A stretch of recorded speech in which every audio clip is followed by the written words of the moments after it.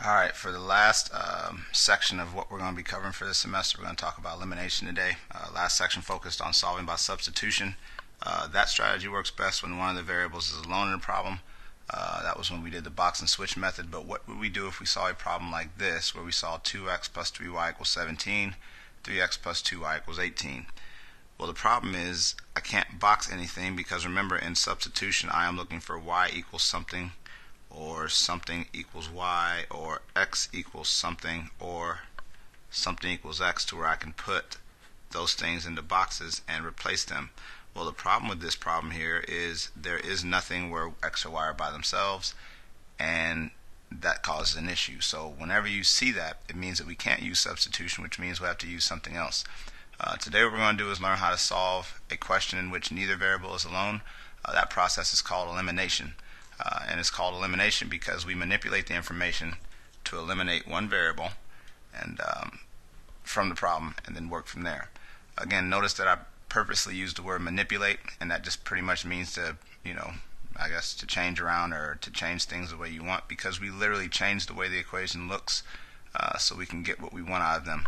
Let's just get some practice. Like I said, don't worry about writing just yet, because for right now you just need to understand where elimination comes from or anything else.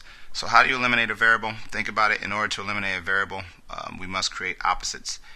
The following values represent opposites. So 2x and negative 2x are opposites. Negative 6x, positive 6x are opposites.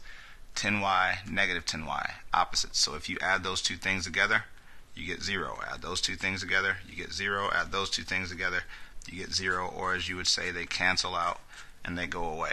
Again, notice that the actual numbers were the same, so 2, 2, 6, 6, 10, 10, but the signs were different. So again, one's positive, one's negative, and that's what we are looking for as our overall goal there. Alright, so what we're going to do is manipulate the information to actually make that happen. So let's just get to work again. Watch first. Don't worry about writing this part because it gets to be more than that, but like I said, for what I'm doing right now, this is what you're going to be applying. If I want to create opposites with the sets of values, I have x and 4x. The first thing I want to do is have those two numbers meet at two terms meet at an actual number that has a 4, that has nothing at all. So what I can do is I can multiply this top one by 4. And what happens is this turns into 4x, this turns into 4x. And now that I have the same number, I will switch the bottom number to make opposites, and of course those two things equal 0. That's it. That's pretty much what we're going to be doing today. Alright, so you're just going to manipulate it in your own way, and we'll talk about the legal steps in just a second, but right now really that's all you're doing, is you're making the numbers opposites. 5x and x. This x needs a 5 on it, so we will multiply this x by 5.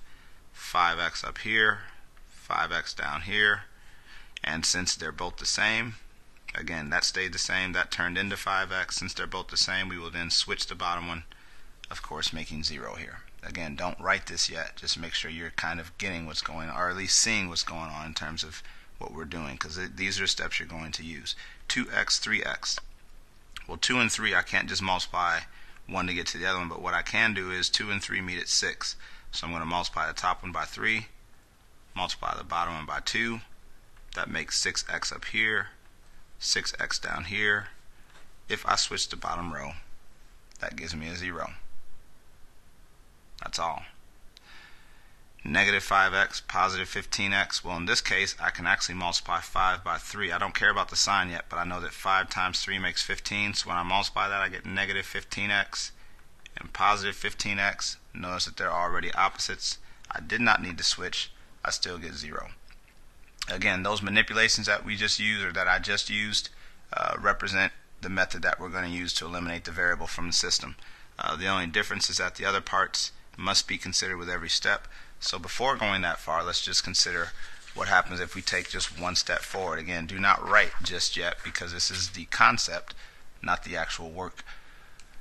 We are still focusing on x, and the reason I focus on x is because in order to see y, I have to look past everything. Whenever we eliminate, the easiest way to do it is to focus only on x. So ignoring all that stuff there and doing what we just did, we have x and 3x. So what I will do is multiply the top x by 3. The thing is, to be legal, if I multiply that x by 3, I have to multiply the whole top portion by 3. Again, this is where the difficulty comes from, which shouldn't be bad, but it just takes practice. So now you're going to turn this into 3x plus 6y here, and then rewrite the bottom one as 3x minus 6y. Again, this turned into 3x plus 6y, 3x minus 6y. These x's are not opposites, so what I'm going to do is change this 3, but if I change that 3, again I must change everything in that equation, which means that I must also change that 6. Alright, so again, 3x plus 6y came from there. That came down as 3x minus 6y, but because those weren't opposites, I switched everything in that row to be the opposite of what it was. When I add these up, these two things cancel out. 6y and 6y make 12y. And again, notice that my x's went away and all I have left over is y. That's what you're going to do as we go there. And again, I'll give you some time to later on to kind of come up and try to figure out or ask questions if you have them, but right now is not the time. Just try to look and make sure you understand at least the general idea of the steps that I'm doing. 3x minus 5y, 2x plus y. Focusing only on the x's. 3 and 2 meet at 6, so I'm going to multiply the top equation by 2, the bottom equation by 3. Notice here I'm just simply taking this number, bringing it down, take this number, bring it up. Distributing that, I get 6x minus 10y. Distributing this, I get 6x plus 3y. Again, my 6x's are not opposites yet, so I have to switch the bottom 6. But if I switch the bottom 6, I must also switch the number that is with it in the same equation. When I go to add these up, 6x's go away, negative 10, negative 3, make negative 13y. Again, notice my x's went away, and my y is left over like I wanted it to be. One more before we get to the actual work. 4x minus 3y, 6x plus y. For those of you who think to yourselves, well, 4 and 6 meet at 12, that is great, but in general, with elimination, the general rule, if you look back at the first one, this had nothing attached to the x, I didn't multiply anything at the bottom. This had a 3 attached to the x, I multiplied 3 to the top. In other words, nothing came down, 3 went up. This had a 3, which came down, this had a 2, which went up. In elimination, since the numbers are going to eliminate anyway, you do not need to really worry so much on finding the least common denominator, least common multiple. You can honestly just say to yourself, you know what, there's a 6 down here, I'm going to bring it up. There's a 4 up there, I'm going to bring it down, because in all honesty, that is going to make the numbers the same. 6 times 4 make 24x. 6 times negative 3 makes negative 18y. 4 times 6 makes the 24x. That has to happen first, and then plus 4y. And again, because my 24x's are different, I'm going to switch this, or sorry, the same, I'm going to switch this negative 24, which means I then must switch that 4y.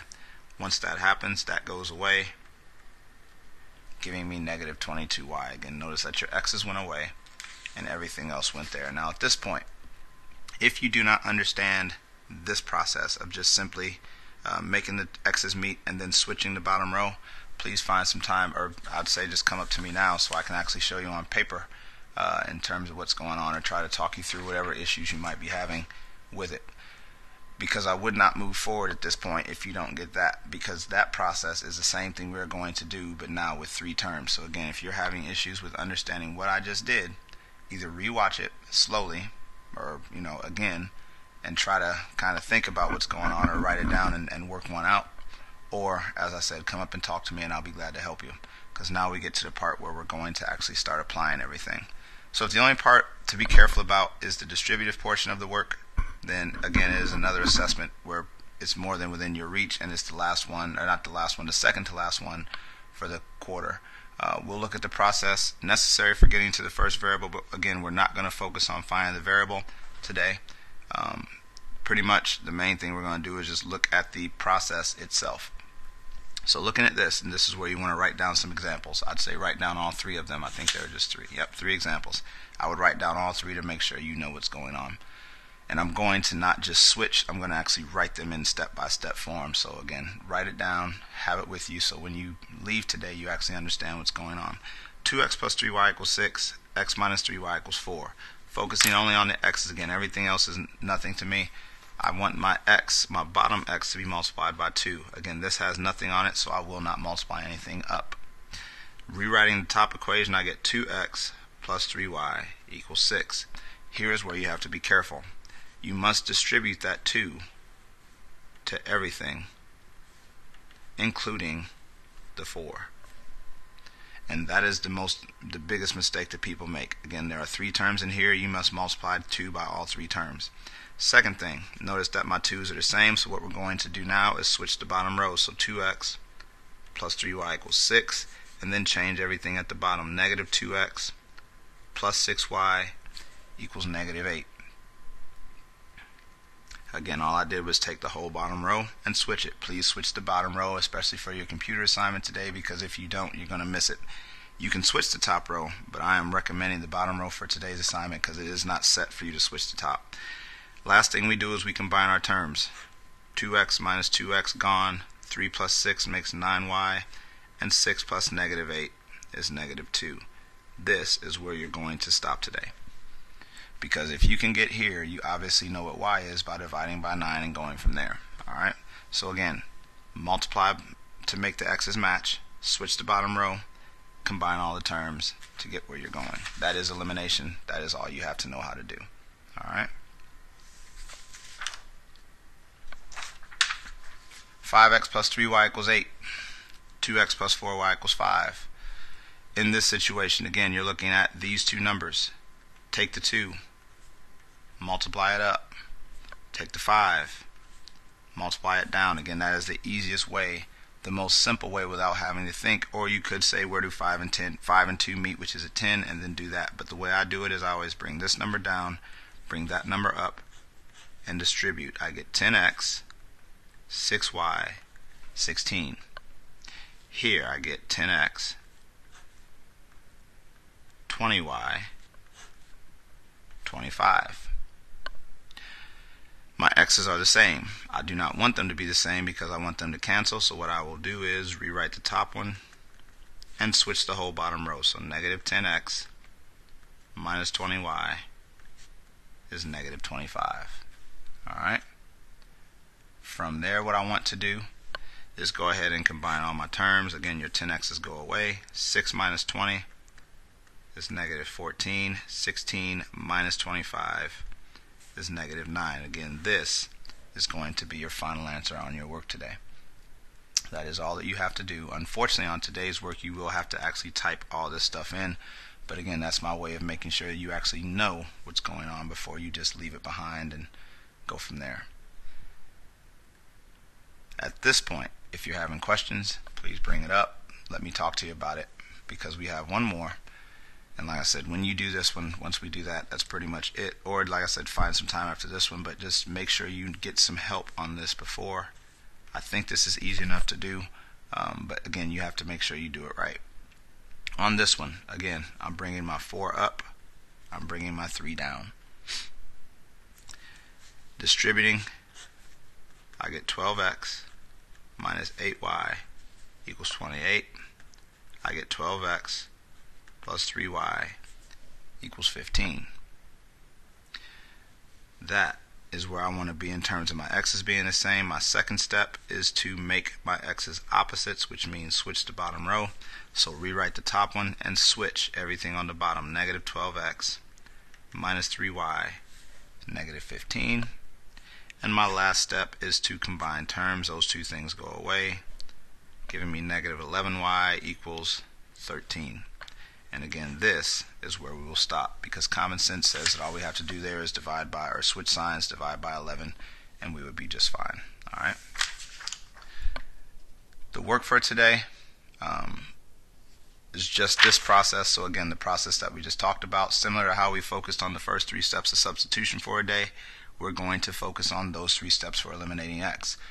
Be sure to practice well. Again, I still notice people trying to find a shortcut to learning. For example, trying to find out what the password is before they even watch the video, and they continue to fall short on assessment. So if you work at it, you will get better at it. No matter who your teacher is or what the information is, your success is 100% dependent on you.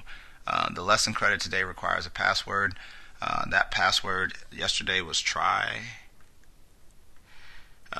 Because I said that was the key to success, but that's not the only key, because sometimes when you try you fail, as a lot of us have messed up. The key word today is that you must try again. Alright, so other than that, lesson credit requires a password. Type that in, get some practice, knock that one out. Again, make sure you ask for help where you need to. You have at least 30 minutes left in class to get your practice. Make sure you use it wisely. Other than that, good luck.